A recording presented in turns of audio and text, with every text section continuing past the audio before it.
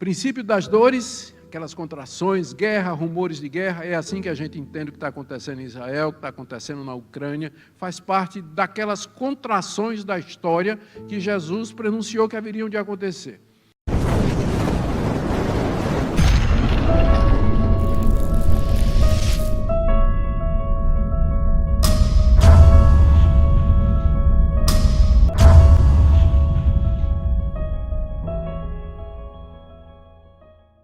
Você sabia que um dos maiores mistérios bíblicos está se desvendando diante dos nossos olhos? O Mar Morto, um dos lugares mais inóspitos do planeta, está passando por uma transformação incrível. Mas o que isso tem a ver com a volta de Jesus? Hoje eu vou compartilhar com vocês um fenômeno extraordinário que muitos acreditam ser o cumprimento das antigas profecias da Bíblia. E o que é ainda mais impressionante, ele nos fala de algo que está prestes a acontecer em um futuro muito próximo. Recentemente, o Mar Morto, que por séculos foi incapaz de sustentar qualquer tipo de vida, começou a mostrar sinais de algo sobrenatural. Peixes que antes não podiam sobreviver na água super salgada, agora começam a habitar suas águas. Isso é apenas um pedaço do quebra-cabeça profético que a Bíblia nos deixou. E o que será que isso significa para nós hoje, em um momento tão crucial da história da humanidade? Fique comigo até o final deste vídeo que eu vou te contar muito mais detalhes sobre o que está acontecendo. Mas antes de compartilhar este forte alerta, meus amados, eu quero dar só um recado importantíssimo para você que precisa aí aumentar a sua renda financeira e já não sabe mais o que fazer. Eu quero te ajudar a ganhar no conforto da sua casa utilizando apenas o seu celular entre 100 a 600 reais por dia. É isso mesmo. Eu quero que você mude a sua vida financeira o mais rápido possível. E para te ajudar, eu deixei o link do meu WhatsApp aqui no primeiro comentário fixado deste vídeo. Então terminou de assistir, clique e me chama que eu vou estar te ajudando e vou estar te explicando como tudo funciona. Agora, ouçam este forte alerta com atenção. Agora vem a terceira parte, seguindo a analogia, o momento do nascimento do filho, né? Princípio das dores, aquelas contrações, guerra, rumores de guerra, é assim que a gente entende o que está acontecendo em Israel, o que está acontecendo na Ucrânia, faz parte daquelas contrações da história que Jesus pronunciou que haveriam de acontecer. Agora, o próximo passo que nós estamos esperando é a grande tribulação, que nós não sabemos quando vai acontecer. Né? Já aconteceu a primeira parte da profecia, que foi a destruição de Jerusalém, mas ela aponta para uma coisa muito pior, muito pior. E olha agora o que Jesus diz, a chegada do Filho, olhando para aquela analogia que eu fiz, do verso 24 em diante. Naqueles dias, está falando dos dias aqui que Deus abreviou, após a referida tribulação, o sol escurecerá, a lua não dará sua claridade, e as estrelas cairão do firmamento, e os poderes dos céus serão abalados. Então verão o Filho do Homem vindo nas nuvens com grande poder e glória. Então ele enviará os anjos e reunirá os seus escolhidos dos quatro ventos da extremidade da terra até a extremidade do céu. Glória a Deus. Agora o Filho chegou. Já teve o princípio das dores, a grande tribulação, e agora ele nasce. Note que ele faz a conexão, Jesus faz a conexão da vinda dele com a grande tribulação. Por isso que eu disse que a gente não pode pegar essa passagem da grande tribulação e dizer que foi que aconteceu somente em Jerusalém. Porque Jesus diz, depois da referida tribulação, a não ser que ele tenha colocado aqui 2000 anos até agora, né? Mas toda vez que essa expressão é usada no Novo Testamento, indica um fato na sequência, temporal, imediata. Depois da referida tribulação, quando a grande tribulação terminar, o sol vai escurecer, e aí ele dá uma série de sinais apocalípticos que você encontra nos profetas do Antigo Testamento, que você encontra lá no livro de Apocalipse também, que descrevem fenômenos cósmicos relacionados com a criação. Sol, lua, estrela, tudo se abalando. E ele diz, não é? O sol vai escurecer, a lua não dará sua claridade e as estrelas cairão do firmamento. E aí o pessoal diz, está vendo que a Bíblia não é um livro científico? Estrela caindo do firmamento, não é? Como é que pode ser isso? As estrelas são gigantes, nós somos um pozinho de areia cósmica diante da grandeza do universo. A resposta que você pode dar para o seu professor lá na universidade, os seus colegas lá na universidade, é que a linguagem da Bíblia não é científica, ela não se propõe a isso. É a linguagem do observador. Para quem está na Terra, é assim que vai parecer, que as estrelas estão caindo, o Sol está se derretendo e a Lua está se esfarelando. É isso que vai parecer. Biblicamente falando, o centro do universo é a Terra. Tudo acontece na Terra. Inclusive, ela foi a primeira a ser criada.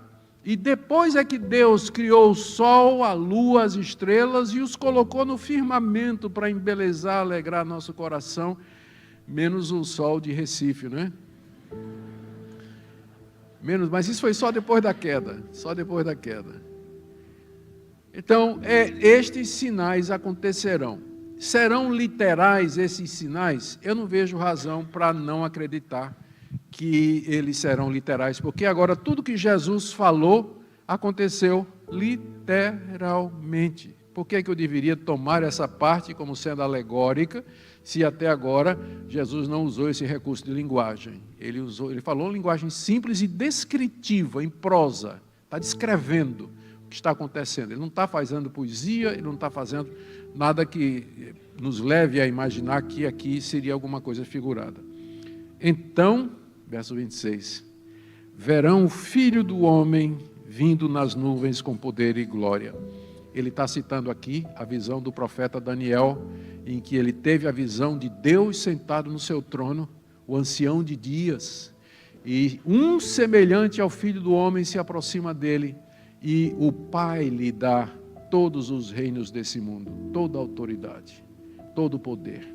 É o que vai acontecer aqui. Verão o Filho do Homem vindo nas nuvens, com grande poder e glória, e então enviará os anjos e reunirá os seus escolhidos dos quatro ventos, quer dizer, os quatro pontos cardeais, norte, sul, leste e oeste, de todo lugar, da extremidade da terra até a extremidade do céu. São maneiras de falar daquela época que descrevem a universalidade da igreja e também do efeito da vinda de Cristo. Quando Cristo vier, no final da grande tribulação, ele virá com seus anjos em glória, e ele vai reunir todo o seu povo diante de si.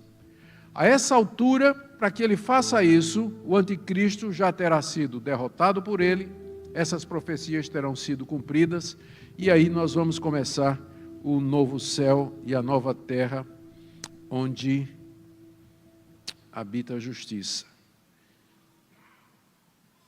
Terminado isso aqui, o Senhor Jesus faz 3 exortações. Primeiro, vigiem. Verso 28 a 31, aprendam a parábola da figueira. Quando seus ramos se renovam e as folhas brotam, vocês sabem que o verão está próximo. Assim também vocês, quando virem acontecer essas coisas, saibam que está próximo às portas. Em verdade lhes digo que não passará essa geração sem que tudo isso aconteça. Passará o céu e a terra, porém minhas palavras não passarão. Aqui está o propósito de Jesus ter narrado esse sermão. Ele quer dizer que as minhas palavras, ele diz, minhas palavras vão permanecer. Elas vão se cumprir exatamente como eu estou dizendo. A prova disso é que guerras, rumores de guerras, pandemias, pestes, perseguição, prisões, morte, falsos profetas fazendo sinais e prodígios, a destruição de Jerusalém, tudo isso vai acontecer. E de fato aconteceu. Nós estamos vivendo uma época privilegiada que a gente olha para a história da igreja e vê como essas coisas se cumpriram ao longo da história da igreja. Isso nos dá então segurança. E aí nós vemos que Jesus diz, quando vocês virem estas coisas, e elas estão acontecendo há 2000 anos, vocês saibam que está próximo, que é segura a minha vinda. Por isso que cada geração de cristão anterior a nós sempre fez a mesma pergunta: será que é agora, durante o tempo da minha vida, que ele vai voltar? Calvino fez essa pergunta. Os mártires, o apóstolo Paulo, na carta aos Tessalonicenses, ele diz que quando Cristo vier, nós seremos transformados. Ele tinha esperança de que Cristo voltasse já durante a sua época. Cada geração de crente, de cristão, da igreja olha para essas passagens e produz o mesmo efeito. Será que eu estarei vivo quando ele vier? Quando ele vier em glória. Quando ele vier em glória. Assim, eu não sei quando ele vier, mas os sinais apontam para a sua vinda. Aqui só uma questão exegética. No verso 28, o pessoal diz: quando aprendo a parábola da figueira, quando já seus ramos se renovam e as folhas brotam, sabem que o verão está próximo. Alguns dizem a figueira é Israel. Então tem que ficar de olho em Israel, que é o relógio do mundo. Quando Israel estiver brotando, é sinal de que está vindo. Mas quando a gente lê essa mesma passagem em Lucas, Lucas diz: quando vocês virem a figueira e as demais árvores brotando, então não pode ser Israel, não é? Quem são as demais? Se a figueira é Israel, as demais árvores são quem? Então ele não está falando de Israel, ele está usando o princípio da natureza. Quando você vê as árvores brotando, você sabe que o verão está chegando. Ele usou oliveira, figueira, porque é uma das 3 árvores nacionais, por isso que eu estou misturando. Oliveira, figueira e tem mais outra. Qual era? Eram 3, né? Oliveira, figueira e está faltando mais uma. São as 3 árvores nacionais de Israel. Então, só quer dizer exatamente isso aí. Quando vocês virem essas coisas acontecendo, saibam que está próximo. É seguro, minhas palavras não vão passar. O céu e é mais fácil passar a terra e o céu do que passar o que eu estou dizendo. Segunda coisa, a primeira parte, na verdade, essa primeira exortação era para a convicção, a segunda é para a vigilância, respeito daquele dia, da hora ninguém sabe, nem os anjos no céu, nem um filho senão o pai. Estejam de sobreaviso e vigiem, porque vocês não sabem quando será o tempo. E aí ele conta essa parábola como um homem que, ausentando-se do país, deixa sua casa, dá autoridade aos seus servos, cada um a sua obrigação, e ao porteiro ordena que vigiem, portanto vigiem, porque vocês não sabem quando virá o dono da casa, se à tarde, se meia-noite, ao cantar do galo, se pela manhã, para que, vindo ele, inesperadamente não encontre vocês dormindo, que, porém, digo a vocês, digo a todos, vigiai. Nós não sabemos exatamente o dia, nem a hora que o Senhor Jesus Cristo vier, porque os sinais não foram dados para a gente estabelecer um cronograma ou adivinhar a vinda de Jesus, como através da história da igreja, muitos tentaram adivinhar. A gente pensa que isso é coisa de adventista, testemunho de Jeová, né? Eles são campeões em marcar a data da vinda de Jesus e errar. Mas muito antes deles, quando rodou o primeiro século da igreja cristã, houve um profetismo e um movimento apocalíptico dizendo que no raiar do primeiro milênio, Cristo haveria de voltar. Uma febre a respeito da vinda de Jesus. Isso no final do primeiro milênio. Mesma coisa com relação a datas importantes, as pessoas tentam dizer ou associar com a vinda de Jesus. O fato é que ninguém sabe o dia nem a hora. O próprio Jesus, quando estava entre nós, encarnado, não menos Deus, mas tendo aberto mão do exercício das suas virtudes e poderes, ele mesmo, enquanto estava aqui entre nós, ele não sabia o dia da própria vinda. É claro que agora, ele ressurreto, exaltado à direita do Pai, ele não somente sabe quando ele vai voltar, mas ele está coordenando os eventos mundiais para que esse evento venha no tempo certo e apropriado. Mas nós não sabemos quando ele vem. E por que é assim? É para que nós estejamos preparados a qualquer momento. É o que a parábola em seguida diz do ladrão de noite ou do homem que se ausenta, deixa tarefas para os seus servos e diz que eles vigiem porque ninguém sabe a hora que ele vai voltar. Para que quando o Senhor voltar, não pegue nenhum de nós dormindo, maltratando os outros. Mateus acrescenta isso. E deixando de fazer aquilo que nós fazemos. Eu comecei tudo isso dizendo que era importante a gente ter uma visão do todo, para a gente encaixar o que está acontecendo em Israel, acontecendo na Ucrânia, para que a gente não coloque fora de proporção ou minimize esse tipo de evento. Estas coisas fazem parte do princípio das dores, apontam para sinais que evidenciam que Jesus era profeta de Deus, que ele conhecia o futuro, que ele é o Salvador do mundo, e que tão certo como as coisas que ele profetizou aconteceram, inclusive as guerras, ele haverá de voltar em glória. Por isso o ponto de Jesus aos seus discípulos é: vigiem, porque vocês não sabem a hora em que eu vou voltar. Estejam preparados. Pode ser, tudo isso que precede pode acontecer em um tempo muito curto, inclusive o surgimento do anticristo e o domínio dele. Isso, rapidamente, isso tudo pode acontecer e nós então precisamos estar preparados para enfrentar essa dificuldade. Se fosse amanhã, não, pastor, o meu namorado vai me pedir em namoro amanhã. Não pode demorar uma semana. Não, pastor, amanhã eu vou na concessionária buscar meu carro novo, que eu esperei, né? Paguei o consórcio, o carro sai amanhã. Jesus não pode voltar amanhã. Como é que está seu coração com relação a isso? Você ama a vinda do Senhor Jesus? Você almeja essas coisas? Outra pergunta, você tem essa visão ampla da história? Porque o cristianismo não é só um conjunto de doutrinas a respeito da salvação pessoal, mas é uma visão de mundo. É você olhar o mundo e entender o mundo a partir das Escrituras. É muito mais do que simplesmente um sistema soteriológico de salvação de pecadores. O cristianismo nos dá óculos para que nós leiamos a realidade como ninguém mais lê, e nós interpretemos o mundo e dizemos: isso que está acontecendo, eu sofro, lamento pelo que está acontecendo, é inevitável que aconteça, é uma prova de que a humanidade está perdida e aponta para a necessidade da vinda de Cristo que nós aguardamos, Que Deus nos ajude, irmãos, a sermos encontrados fiéis na vinda do Senhor Jesus e que nós estudemos a palavra de Deus, estejamos sempre preparados para entender e interpretar a realidade como cristãos, sem receio, sabendo que a história é controlada por aquele que pode diminuir os dias por amor do seu povo. Amém?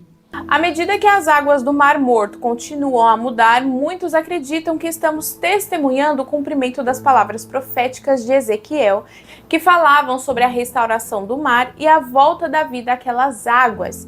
O profeta disse que, no fim dos tempos, as águas do Mar Morto seriam curadas e se tornariam um lugar onde peixes viveriam. Isso está em Ezequiel capítulo 47, versículo 8, tá? E agora vemos isso acontecendo diante dos nossos olhos. Não é fascinante?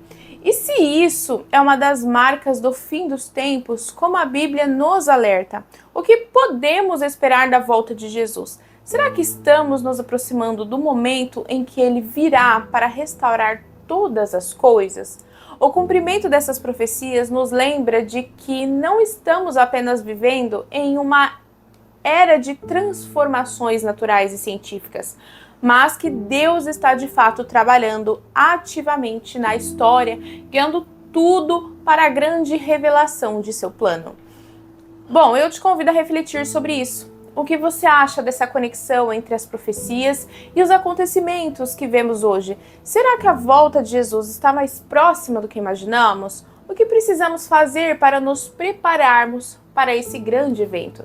E se você também acredita que estamos vivendo os últimos tempos, deixe sua opinião nos comentários e compartilhe esse vídeo com seus familiares e amigos, tá bom? E não se esqueça de se inscrever aqui no canal para continuar acompanhando mais conteúdos sobre as profecias bíblicas e os sinais dos tempos, tá bom, meus amados?